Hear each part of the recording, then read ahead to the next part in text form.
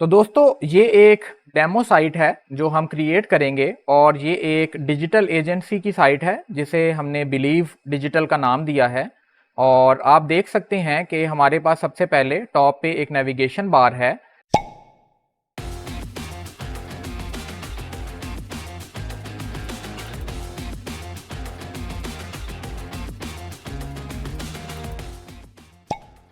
अस्सलाम वालेकुम दोस्तों, मेरा नाम सलमान है और आप देख रहे हैं प्रैक्टिकल डेव।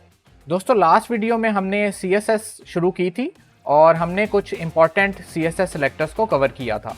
आज से हम अपने प्रैक्टिकल प्रोजेक्ट को स्टार्ट करेंगे और बाकी की CSS एक प्रैक्टिकल प्रोजेक्ट के ज़रिए सीखेंगे।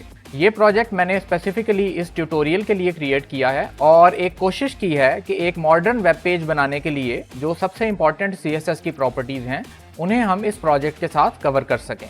तो चलिए सबसे पहले देख लेते हैं कि हम क्या बनाने जा रहे हैं। तो दोस्तों ये एक डेमो साइट है जो हम क्रिएट करेंगे और ये एक डिजिटल एजेंसी की साइट है जिसे हमने बिलीव डिजिटल का नाम दिया है। और आप देख सकते हैं कि हमारे पास सबसे पहले टॉप पे एक नेविगेशन बार है, उसके बाद हमारे पास हमारा एक मॉडर्न हीरो सेक्शन आता है जिसमें कुछ टेक्स्ट है और एक इमेज है। उसके बाद अगर हम नीचे चलें तो हमारे पास अबाउट अस का ये सेक्शन है, उसके बाद आवर फीचर्स का एक सेक्शन है, जिसके बाद सर्विसेज का ये सेक्शन आता है जिसमें हम ग्रेडियंट्स को यूज़ करेंगे और इस किस्म के कार्ड्स बनाने सीखेंगे। उसके बाद हमारे पास ये FAQs का सेक्शन है जिसमें हम एक जावास्क्रिप्ट का विजेट यूज़ करेंगे जो कि अकॉर्डियन विजेट है और इसके ज़रिए हम ये भी सीखेंगे कि आप अपने पेज में जावास्क्रिप्ट की लाइब्रेरीज और प्री क्रिएटेड विजेट्स कैसे यूज़ कर सकते हैं। तो आप देख सकते हैं कि ये अकॉर्डियन बिल्कुल इंटरेक्टिव और फंक्शनल है। इस सेक्शन के बाद हमारे पास एक बेसिक कॉन्टैक्ट सेक्शन आता है जिसमें हमारे पास एक मैप है और उसके बाद एक खूबसूरत कॉन्टैक्ट फॉर्म है। लास्ट में हमारे पास ये एक फुटर है जो कि बिल्कुल बेसिक है, लेकिन इसमें हम आइकॉन्स वगैरह का यूज़ सीखेंगे। उसके अलावा दोस्तों ये जो हमारी नेविगेशन है इसके ऊपर हमने ये हवर की फंक्शनैलिटी रखी है जिसमें आप अगर किसी भी नैव लिंक के ऊपर हवर करें तो आपको ये कलर ट्रांजिशन नज़र आती है। और ये जो नेविगेशन लिंक्स हैं ये हमारे वेब पेज के डिफरेंट सेक्शन से लिंक्ड हैं। तो अगर मैं होम को क्लिक करूं तो ये हमें स्क्रॉल करके टॉप पर अपने होम सेक्शन में ले जाएगा। इसी तरह अगर मैं अबाउट को क्लिक करूं तो ये हमें अबाउट सेक्शन पर ले आएगा और इसी तरह ये सारे सेक्शंस हमारे इस नेविगेशन से लिंक्ड हैं। एक और चीज़ जो हम यहाँ पर देखेंगे वो ये कि अगर मैं इस पेज को अपने मोबाइल व्यू में देखूं तो ये एक रिस्पॉन्सिव साइट है। रिस्पॉन्सिवनेस के लिए हम CSS में मीडिया क्वेरीज का यूज़ करते हैं और एक बेसिक तरीके से मीडिया क्वेरीज को अपनी वेबसाइट को रिस्पॉन्सिव बनाने के लिए कैसे यूज़ किया जाता है वो भी हम इस ट्यूटोरियल में कवर करेंगे। तो आप देख सकते हैं कि अगर मैं अपनी वेबसाइट का साइज़ छोटा करूं जैसे कि ये मोबाइल पे नज़र आएगी तो ये पेज रिस्पॉन्सिव है और हमारे छोटे स्क्रीन साइज़ के हिसाब से एडजस्ट हो गया है। इसी तरह हमारा जो नेविगेशन थी वो अब यहाँ पर गायब हो चुकी है और उसकी जगह पर हमारे पास ये एक बटन है जिसको क्लिक करने पर हमारे पास ये ड्रॉअर स्टाइल की मोबाइल नेविगेशन अपीयर हो जाती है। तो दोस्तों उम्मीद है ये प्रोजेक्ट आपको पसंद आएगा और अगर आप मेरे साथ साथ इस प्रोजेक्ट को कोड करेंगे तो होपफुली आप इस ट्यूटोरियल को कंप्लीट करने के बाद इसी तरह की अपनी भी कोई वेबसाइट बनाने के काबिल हो जाएंगे। तो दोस्तों इस प्रोजेक्ट को स्टार्ट करने से पहले हम कुछ मेथडोलॉजी को समझ लेते हैं कि हम किस तरह से इस प्रोजेक्ट को अप्रोच करेंगे। तो सबसे पहले हम अपने जो HTML एलिमेंट्स हैं उनको अपने पेज में लेआउट करना शुरू करेंगे और फिर एक एक करके हम इन्हें CSS के ज़रिए स्टाइल करना शुरू करेंगे। इस प्रोसेस में जो सिंपल स्टाइलिंग की प्रॉपर्टीज़ हैं जैसे कि ये कलर है या जो मार्जिन्स वगैरह हैं उन्हें हम इसी प्रोजेक्ट के साथ साथ कवर करेंगे और जो कॉम्प्लेक्स प्रॉपर्टीज़ हैं उनके लिए मैं एक अपेंडिक्स सेक्शन क्रिएट करूंगा जिसके अंदर हम इन टॉपिक्स को सेपरेटली देखेंगे। तो मज़ीद वक्त ज़ाया किए बगैर चलते हैं अपनी एडिटर विंडो की तरफ और स्टार्ट करते हैं इस प्रोजेक्ट को। तो दोस्तों हम अपनी एडिटर की विंडो में आ चुके हैं और आप यहाँ पर देख सकते हैं कि हमने कुछ पेजेस यहाँ पर ऑलरेडी क्रिएट कर रखे हैं जिन्हें हमने पिछले वीडियोस में कवर किया था। तो इस वीडियो के लिए या इस प्रोजेक्ट के लिए हम एक नया पेज क्रिएट कर लेते हैं और इसका नाम मैं रख देता हूँ 007.html। उसके बाद यहाँ पर हम एक बेसिक HTML पेज क्रिएट कर लेते हैं। तो दोस्तों अगर हम अपने लास्ट वीडियो का थोड़ा सा रिकैप करें तो हमने कुछ CSS सेलेक्टर्स को यहाँ पर कवर किया था और यहाँ पर हमने CSS को यूज़ करने की दो बेसिक अप्रोचेस देखी थी, जिसमें से पहली अप्रोच इनलाइन स्टाइलिंग की थी जिसे हम कुछ इस तरह लिखते हैं जैसे कि मैंने ये एरिया हाईलाइट किया है कि हम स्टाइल के एक एट्रीब्यूट में इसे कुछ CSS प्रॉपर्टीज़ पास कर सकते हैं और वो प्रॉपर्टीज़ हमारे इस एलिमेंट पर अप्लाई हो जाएंगी। दूसरा जो तरीका हमने देखा था उसे हम इंटरनल CSS बोलते हैं, जो कि हमने यहाँ पर देखी थी, जिसके ज़रिए हम हेड के टैग में एक स्टाइल का टैग क्रिएट करते हैं और उसके बाद यहाँ पर अपने स्टाइलिंग के रूल्स डिफाइन करते हैं। तो दोस्तों ये दोनों तरीके भी वैलिड हैं, लेकिन इस ट्यूटोरियल में मेरा मकसद आपको कुछ प्रैक्टिकल टिप्स भी देना है। और प्रैक्टिकल टिप यहाँ पर ये है कि CSS को अपने पेज में यूज़ करने के लिए हम एक थर्ड अप्रोच यूज़ करते हैं, जिसे एक्सटर्नल स्टाइलिंग बोलते हैं। तो दोस्तों एक्सटर्नल स्टाइलिंग इस पेज पर यूज़ करने के लिए हमें एक एक्सटर्नल स्टाइल शीट क्रिएट करना होगी, जिसके लिए हम यहाँ पर एक नया फोल्डर क्रिएट कर लेते हैं और इसका नाम हम रखते हैं CSS। इसका नाम कुछ भी हो सकता है, लेकिन इसको ऑर्गेनाइज रखने के लिए हम इसे CSS का नाम दे रहे हैं। तो दोस्तों इस फोल्डर में हम एक नई फाइल क्रिएट करेंगे। अगेन इसका नाम कुछ भी हो सकता है, लेकिन एक जनरल कन्वेंशन फॉलो करते हुए हम इसका नाम styles.css रखेंगे। और ये जो .css है ये बहुत इंपॉर्टेंट है और ये फाइल एक्सटेंशन हमारे ब्राउज़र को सही तरीके से इस फाइल को as a style sheet consider करने में हेल्प करेगी। ये फाइल क्रिएट करने के बाद यहाँ पर हम टेस्ट करने के लिए कुछ डमी स्टाइल्स बना लेते हैं। मैं एक क्लास बना लेता हूँ टेस्ट की और इसको एक बैकग्राउंड कलर असाइन कर देता हूँ येलो का। तो दोस्तों इस एक्सटर्नल स्टाइल शीट को अपने इस पेज के साथ कनेक्ट करने के लिए हम यहाँ पर अपने हेड के टैग में एक नया टैग ओपन करेंगे, जो कि लिंक का टैग है। और ये टैग हम पिछली कुछ वीडियोस में देख चुके हैं कि इसके ज़रिए हम बहुत से काम कर सकते हैं, जिनमें से एक काम जो हमने कवर किया था वो ये था कि हमने अपने फेव आइकॉन को सेट किया था। तो दोस्तों इस लिंक के टैग में हम कुछ एट्रीब्यूट्स पास करेंगे, जिसमें से पहला एट्रीब्यूट रेल का एट्रीब्यूट है और इसकी वैल्यू होगी स्टाइल शीट की। उसके बाद जो नेक्स्ट एट्रीब्यूट है वो href का एट्रीब्यूट है और इसे हम अपनी जो एक्सटर्नल स्टाइल शीट है उसका पाथ देंगे। तो हमारा पाथ यहाँ पर css/styles.css बन रहा है। ये दोनों एट्रीब्यूट्स देने के बाद हम इस टैग को क्लोज कर सकते हैं, अपने पेज को सेव करेंगे और इसको टेस्ट करने के लिए हम यहाँ पर एक div क्रिएट करेंगे, जिसमें हम हेलो वर्ल्ड लिख देते हैं और इसे एक क्लास देंगे जो कि टेस्ट की क्लास है। ये वही क्लास है जो हमने अपनी एक्सटर्नल स्टाइल शीट में टेस्टिंग के लिए क्रिएट की थी और इसको चेक करने के लिए हम अपना ये पेज लाइव सर्वर के ज़रिए अपने ब्राउज़र में खोल लेते हैं। तो दोस्तों आप देख सकते हैं कि हमारा बैकग्राउंड कलर यहाँ पर अप्लाई हो गया है और इससे पता चलता है कि हमारी एक्सटर्नल स्टाइल शीट सही तरीके से इस पेज से कनेक्ट हो चुकी है। तो हम इसे इंस्पेक्ट करते हैं और कुछ इन्फॉर्मेशन देखते हैं कि यहाँ पर हमारे पास हेड टैग में हमारी स्टाइल शीट लिंक्ड है और अगर हम इस div के टैग को सिलेक्ट करें तो आपको यहाँ पर ये टेस्ट की class with the background colour yellow यहाँ पर अप्लाइड नज़र आ रही है। और अगर आप यहाँ पर राइट साइड पर देखें तो हमारे जो डेवलपर टूल्स हैं हमें बता रहे हैं कि ये जो स्टाइल है ये इस स्पेसिफिक styles.css फाइल से आ रहा है। अगर हम इसे क्लिक करें तो यहाँ पर ये हमें इस फाइल तक भी ले जाएगा, जिसे हम यहाँ पर इंस्पेक्ट कर सकते हैं। तो दोस्तों अगर आप नोट करें तो हम यहाँ पर अब सोर्सेस के टैब में हैं, तो वापस एलिमेंट्स के टैब में जाने के लिए हम यहाँ से एलिमेंट्स को सिलेक्ट करेंगे और हम वापस अपनी HTML की एलिमेंट हायरार्की में आ चुके हैं।